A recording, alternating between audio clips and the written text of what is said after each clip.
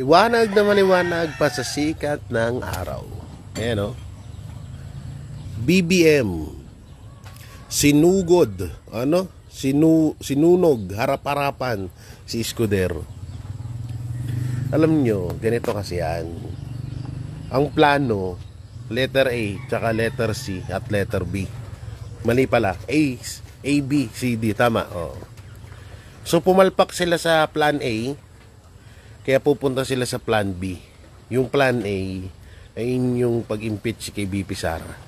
Plan B, kapag hindi na-impeach si BP Sara, Senate President ang i-impeach. At plan C, palitan ang Senate President para ma-impeach ng tuluyan si Vice President Sara Duterte.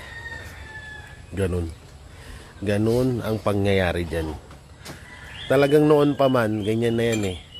Ang kinagandahan lang dito kay Escudero, hindi siya nagpabata.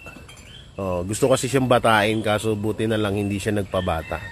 So ngayon, hindi nakuha nila Marcos, Tamba, tsaka ni Lisa ang loob ni Chis Escudero. Tingnan nyo ngayon, ginagawan siya ng kung ano-anong issue. Diba? So yan yung plan B. Nasirain si Escudero at impeach para ma-impeach si BP Sara. Ang galing. Kupal.